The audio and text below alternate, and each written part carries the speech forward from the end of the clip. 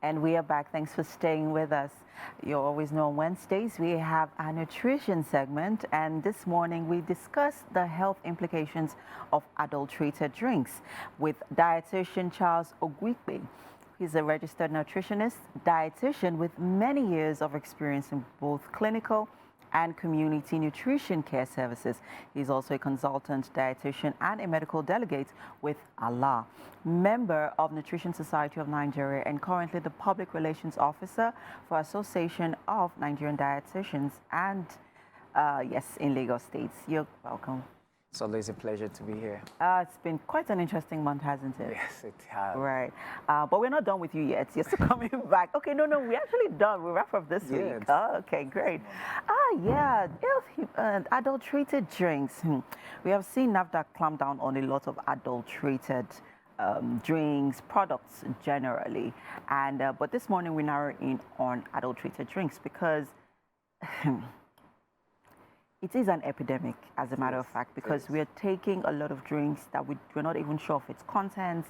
It looks like what it's supposed to be, but its contents has been, adulterated or contaminated one way or another. First off, what are adulterated drinks? Let's establish that first. Oh, first, I would say adulterated drinks, it's any drink that has, the quality has been altered. It could be adding a lot of water to dilute it, or adding harmful chemicals, for commercial purposes, to make it look like what is not. And these adulterated drinks, it cuts across different things: the beverages, carbonated drinks, even the alcoholic drink. That is the most popular one. Okay. So adulterated drinks are drinks that the quality have been altered or tampered with. Now, how do we identify adulterated drinks? Great. So we can identify adulterated drinks by the taste, one. Two is we look at for NAFDAC number, and then logo is also very key. Whatever you're drinking, you should know few things about the brand. Course, right? So that when you see the logo, when you see the write-ups, even the grammages, you should be able to know that this is not what it is. So these are the physical ways. But then there could be reactions, health implications.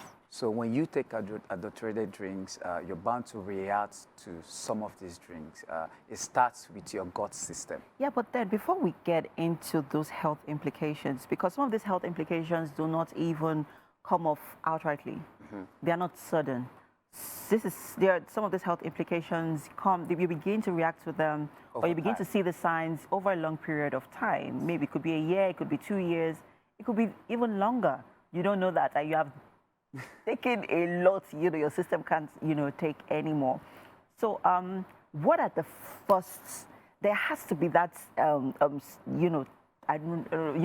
sometimes how your brain, sort of triggers certain responses to certain things that you take, that you consume instantly.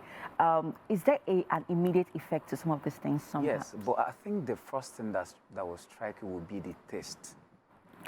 The taste. When you're used to a product, except it's the first time you actually taste. If you're used to a product, we cannot attest to this, and you taste a product doesn't taste like it, you say there's something wrong with this. That brings the curiosity. You want to know more about it. But like I said, this body reacts to it. So when you take something that is not healthy, it starts with the gut system. Did your gut absorb it well? People have things like diarrhea, you might have stooling and all of those things. Okay. Then you can begin to wonder what product did you actually take. So taste, and then the gut system, that is stomach, how it reacts in our stomach. Okay, those are immediate effects. Yes. Now let's talk about some other signs that we need to look out for. Oh, great. So for adulterated drinks, a lot is involved. Most people that do this want to do it for commercial purposes to make them. So they end up putting some chemicals, harmful chemicals, in these drinks that would eventually affect our health. Cases like cancer, alcohol, the issue of adulteration, mostly what people put in, it's alcohol, they put in sugars, extra sugars to make it Tasty. yes, sweet, So you keep going back to buy it. exactly. Ah, So first, what comes in, it's first the pancreas, that is the hormone that controls insulin production yeah. or function. When that is being affected, one can be predisposed to diabetes. A lot of sugars also can predispose one to obesity. And then let's come down to the system and the body that, sort of takes these things out, breaks them down. We're talking about the kidney and the liver. Some of these adulterated drinks can cause kidney stones, kidney issues, liver issues, because we are giving a lot of work to the kidney to do, because, in terms of in terms of the chemicals that are being used. Yeah. Typical example is ethanol or methanol. These are chemicals that people use to adulterate drinks, okay? What happened, for example, ethanol, when it gets into the system, is being broken down, by an alcohol agent. And when this happens, it produces some harmful chemicals that could be carcinogenic. Of course, you know what that means? Yes. That is predisposed one to having cancer over time. So the health implications of adulterated drink is so much. When I talk about this, I say this is poison, and the government and individuals should do a lot to stop this. Wow, that's quite a lot of work that you have given to us individuals. But then let us talk about local concussions. There's somebody right now behind the camera. A lot of them here are, even my director is talking in my ears. A lot of people, take local concussions, which is popularly known as agbo, for different reasons. To cure malaria, cure typhoid, cure even addiction. Some people will use it to cure. They're just kidding. But there is an increase of consumption of local concussions. Now let's talk about, first off, are they healthy? Secondly, what are the health implications? Because they also fall under the category of adulterated drinks. Yes. It's water with all sorts mixed in it. Talk to us about it. So herbs, I would say it's healthy.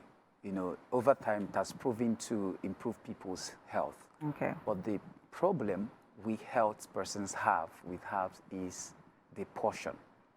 So a lot of the products people consume is not being managed, the amount of herb in it. And what it does is it gives the kidney a lot of work to do. People that consume a lot of herbs, over time, their kidney begins to deteriorate. It's like a machine, and you're giving the machine too much work to do. What happens? It begins to break down.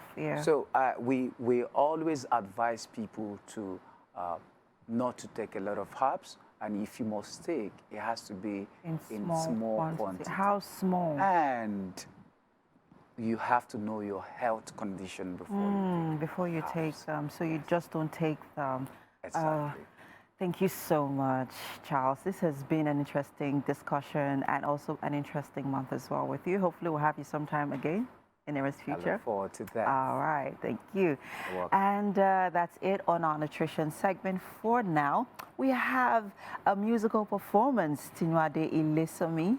She's standing right there. And of course, she'll be joining us later on the couch, but we'd like you to enjoy her performance.